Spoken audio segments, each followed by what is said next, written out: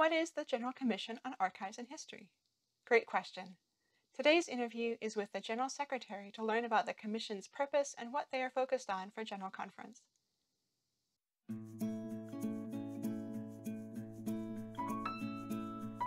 So will you introduce yourself and the agency that you work for? Yes, I am Dr. Ashley Bogan. I am the General Secretary of the General Commission on Archives and History for the United Methodist Church. And what is your agency's purpose?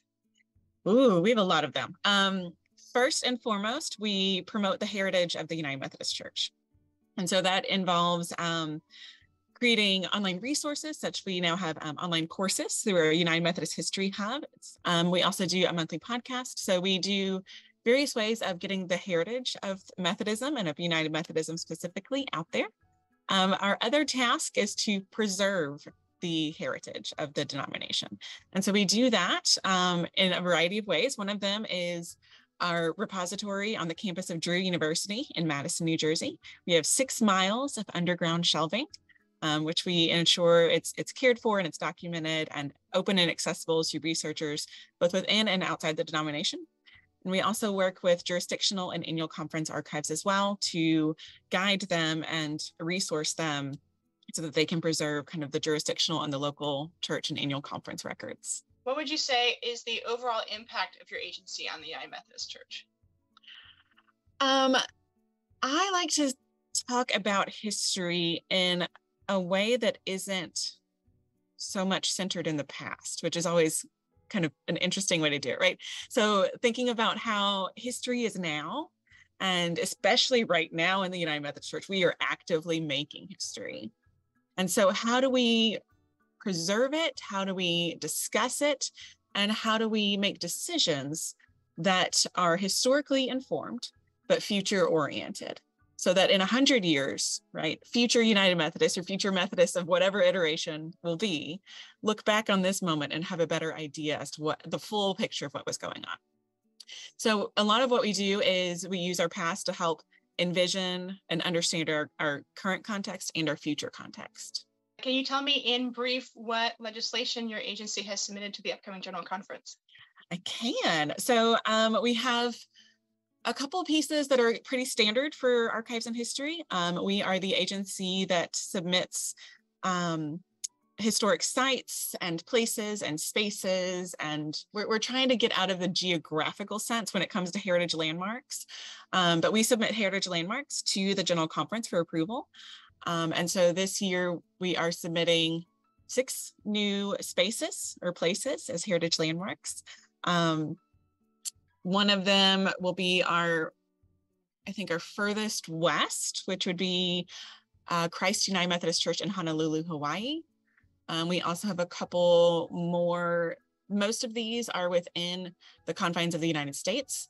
We are actively seeking Central Conference and outside of the United States heritage landmarks, but those, you have to be a historic site before you can become a heritage landmark. And so it's up to the annual conference to make something a historic site and then submit it as a heritage landmark. But we'll be submitting 6 new heritage landmarks, and that's, again, pretty standard for archives and history. We are also working to clarify how we define a heritage landmark. As I was mentioning, right, we're trying to get beyond the notion of a geographical space or place and think about, maybe there isn't necessarily still a physical building there, but something important happened in that space. So we have legislation to amend the paragraph that defines what a heritage landmark can be. A couple other things relate to kind of the era of disaffiliations that we are in. And one of those is adding a new paragraph to the paragraphs that are in the 600s that pertain to annual conference church records. And it requests that the original, which is essentially the legal copy of a disaffiliated congregation, their legal official records be maintained at the annual conference archives of the United Methodist Church. This is because a local church is United Methodist up until the point of disaffiliation. And so we are suggesting that records be treated as closed church records and be maintained at the annual conference archives of the United Methodist Church. But we are also encouraging our annual conference archives to be incredibly cooperative with disaffiliating congregations.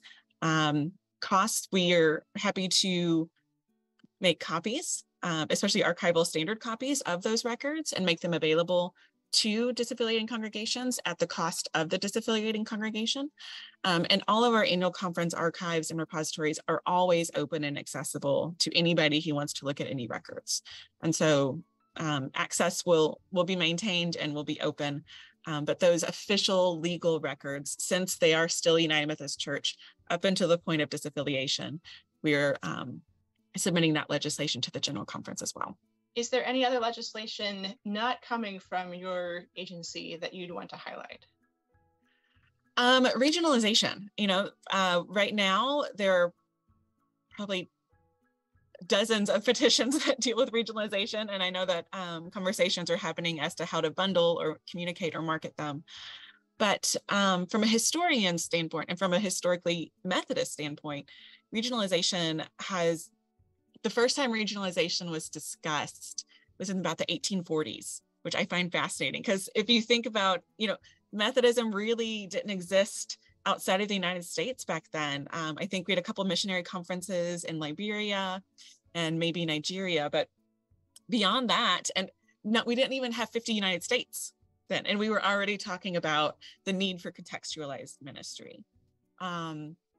Those calls for regionalization increased, after the formation of the United Methodist Church in 1968, largely due to kind of our expansion worldwide. And so I really think that thinking about how history informs ministry, it varies so much by region that it will not only help us figure out our future ministries within certain contexts, but it might help us rethink connectionalism in a worldwide context as well.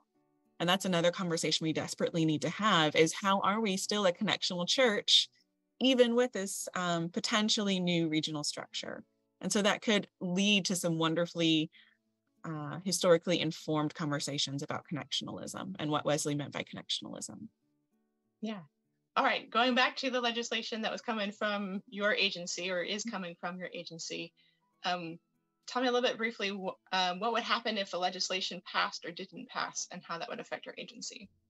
With the Heritage Landmarks legislation, we are in charge of providing some financial support to Heritage Landmarks, as well as kind of promotional support and educational support. And so we always love adding to our list of Heritage Landmarks. We are currently working on creating an American Methodist pilgrimage, which would tour our Heritage Landmarks. And so adding to that list, makes kind of diversifies the potential for pilgrimage. With the legislation regarding kind of disaffiliating records, if it did not pass, then the official record of the United Methodist Church would be lacking. If we didn't have a disciplinary means to enforce disaffiliating church congregations to turn over their legal records, then we're missing a large chunk of that. And we would not have a documentary record as a denomination without local church histories. They form the foundation of who we are as a connection and how we've grown and how we've changed, or how we've not changed. And so we need those official records in order to fully document those cases. And, in various lawsuits that happen for a whole host of reasons, the legal record is the only one that is sustainable in a court of law. And as the repository for the denomination, it is our job to maintain the legal records so that we can provide those if lawsuits for any reason were to ever arise. Anything else that you were hoping you could share that I didn't ask you about for this interview? At General Conference, if people are there, come by our booth. We will be represented in the exhibit hall. I know we will have at least a life-size John Wesley for a selfie station. I'm working on getting us a Susanna Wesley, a Charles Wesley, a Philip William Otterbein, and a Jacob Albright. So we will hopefully, knock on wood, have a whole host of Methodist and EUB heritage folks to take selfies with, to do TikToks with. We'll also be hosting a history pub trivia night. I'm not sure of the date or location, but if you come by the booth at General Conference, or if you follow us on social media, I am sure we will be promoting that event once we have a firm date and location. Prizes will be bragging rights, t-shirts, discounts for our online courses, things like that. We are also, hopefully, again, fingers crossed, as long as everything goes as planned, we'll be doing an oral history booth. You know, this is a historic General Conference. It is the first time we are gathering for a full session of General Conference in 8 years. So I'm going to ask the general question of, how has your ministry changed in the last 8 years? And we'll have space set up, hopefully quiet space, where people can record about 20 minutes and share their stories of how has their ministry changed. How has their ministry changed? How has their faith changed in the last 8 years since the last time we gathered as a full session of the General Conference? So follow us on social media. We are on all of the socials now, Facebook, Instagram, and even TikTok. You can usually find us by searching at UMC History and look for us there. We're doing some exciting, engaging things. So yeah. That concludes my interview with Ashley Bogan-D at the General Commission on Archives and History.